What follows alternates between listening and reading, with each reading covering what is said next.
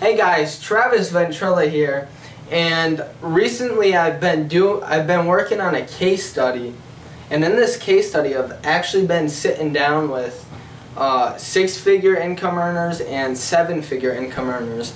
Now, I didn't sit down with particularly just network marketers. I actually sat down with a variety of business owners so I could get the most valid case study. And it's really quite interesting how similar each tip each person gave to me. In the end, I asked every person I sat down with, I was like, so if you were to give someone who wants to be successful in life financially, what advice would you give them? But let me back up a bit. I just want to let you know I actually sat down with two network marketers. These guys actually are seven-figure income earners. I sat down with a lawyer. I know he's at least a six-figure income earner, but I'm not sure if he's seven figures. I wasn't able to validate that, but I do know on, I guess, he became a lawyer. He went to law school when he was 45 years old. Right? He went to law school when he was 45 years old. And I guess they gave him a test, the bar test. I mean, I'm pretty sure that was the name of it. And he actually scored, he scored out of everyone in the country. He came in 6th place out of like thousands of people, I'm assuming, because lots of people I know want to become a lawyer. But anyways, I sat down with a variety of people. I sat down with a construction worker, I sat down with a realtor, and a couple other different people. I mean, I actually also sat down with two business executives. Actually one, but I had a phone conference with the other. And, you know, I was talking to them and really trying to connect and understand how they started their career. And it was very interesting. It's the same reason most of us have. It's to gain financial independence, but help people along the way. And that's a big thing in network marketing. We want to help people. We want to see people succeed. I mean, you don't just want to recruit a bunch of people and watch them fail. Nobody wants to see that. So you actually spend lots of time with them.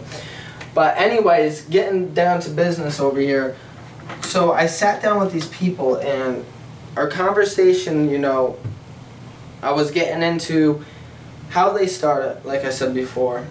And in the end, the similar tip they all gave was you have to do what you love. That's number one. Do what you love.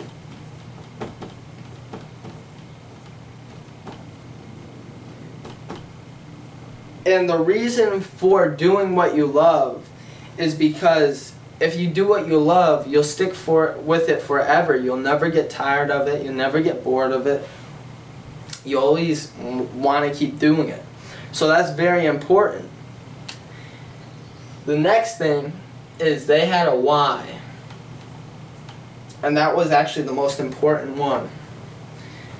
They had a core motivator, something that really pushed them, whether it be, in every single case it was family, actually. You know, the lawyer actually went on to tell me he wanted to make good money so he could spend lots of time with his family and grandchildren, and then pass them along money when, you know, they pass. So that was his why, the lawyer's why in this case. And the other one was family related too.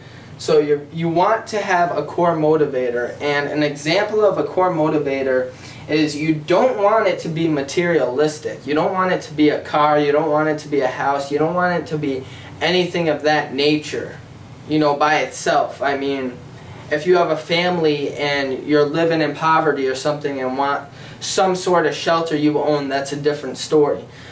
But with that being said, your why needs to really be a core motivator. An example of this is, let's say for instance we have a 2x4 a 2x4 piece of wood, and let's say it's 10 feet long. So it's pretty big. It's pretty long. And it's about, we'll say, an inch in width. And you just put it on the ground.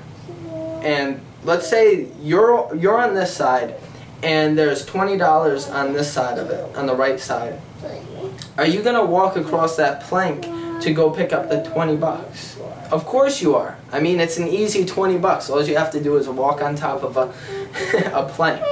And it's not over anything. It's not on top of buildings. So it's really cool.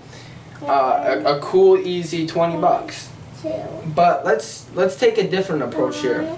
You're dealing with the same piece of wood, but this time that piece of wood, that 2x4, is in between two 12-story high buildings. Now, those of you who know how tall that is, you're probably saying, alright,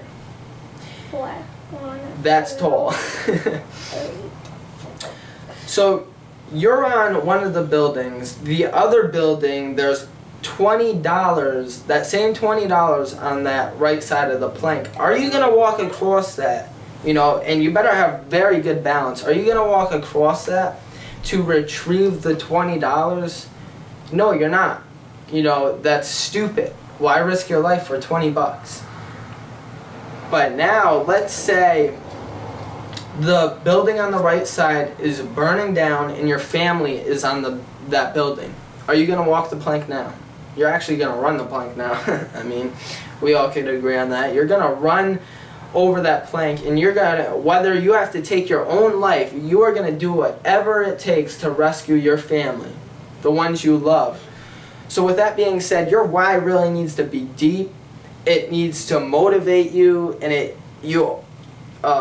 the best thing piece of advice I could give you in terms of finding your why, I mean when you find your why, because everyone's why is different, right? Everyone's why is different. They have their different reasons.